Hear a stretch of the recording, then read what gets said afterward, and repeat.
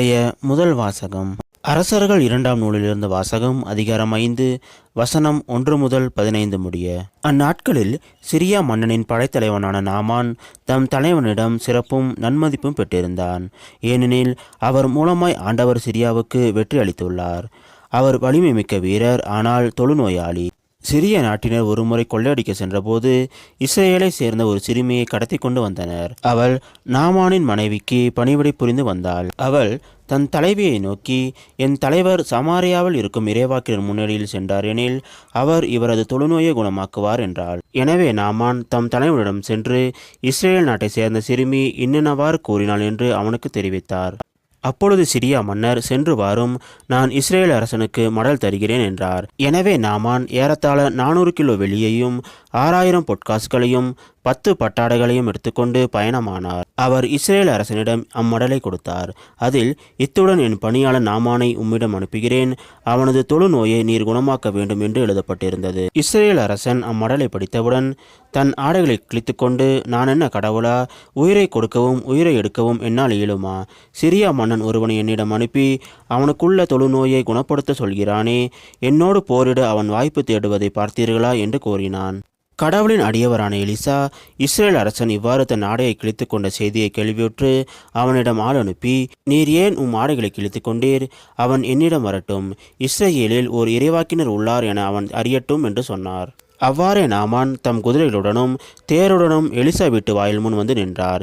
Elisha, நீ போய் யோர்தானில் 7 முறை மூழ்கினால் உன் உடல் நலம் பெறும் என்று ஆள் அனுப்பி சொன்னார். எனவே நாமான் சினமுற்று வெளியேறினான். அப்பொழுது அவர் என்னிடம் வந்து என் அருகில் நின்று தம் கடவுளாகிய ஆண்டவரின் பெயரை கூவி அழைத்து தொழுநோய் கண்ட இடத்தின் மேல் தம் கையை அசைத்து குணப்படுத்துவார் என்று நான் எண்ணியிருந்தேன். அபானா, பர்பார் என்ற தமஸ்கு நதிகள் இஸ்ரேலில் உள்ள ஆறுகள் அனைத்தையும் விட மேலானவை அல்லவா? அவற்றில் மூழ்கி நான் நலமடைய முடியாதா என்று கூறி ஆத்திரமாய் திரும்பி செல்லலானார். அப்பொழுது அவருடைய வேலைக்காரர்கள் அவரை அணுகி அவரிடம், எம் தந்தையே, இறைவாக்கினர் இதைவிட அரிதான ஒன்றை உமக்கு கூறியிருந்தால் நீர் அதை செய்திருப்பீர் அல்லவா? மாறாக மூழ்கி எழும் நலமடைவீர் என்று அவர் கூறும்போது அதை நீ செய்வதற்கென்ன என்றனர். எனவே நாமான் புறப்பட்டு சென்று கடவுளின் அடியவரது வாக்குக்கிணங்க யோர்தானில் 7 முறை மூழ்கியல அவர் நலமடைந்தார். அவரது உடல் சிறுபிள்ளையின் உடலைப் போல் மாறினது. பின்பு அவர் தம் பரிவாரம் அனைத்துடன் கடவுளின் அடியவரிடம் திரும்பி வந்து, இஸ்ரேலை தவிர வேறு எந்த நாட்டிலும் கடவுள் இல்லை என இப்போது உறுதியாக அறிந்து கொண்டேன். இதோ உம் அடியேன் எனது அன்பளிப்பை ஏற்றுக்கொள்ளும் என்றார். இது ஆண்டவர் வழங்கும் அருள்வாக்கு. இறைவா, உமக்கு நன்றி.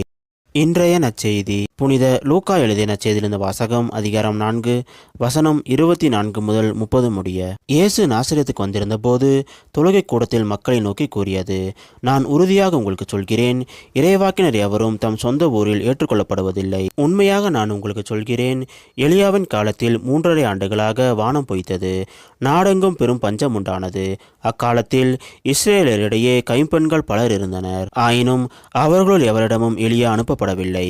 சீதோனை சேர்ந்த சாரிபாத்தில் வாழ்ந்த ஒரு கைம்பெண்ணிடமே அனுப்பப்பட்டார்.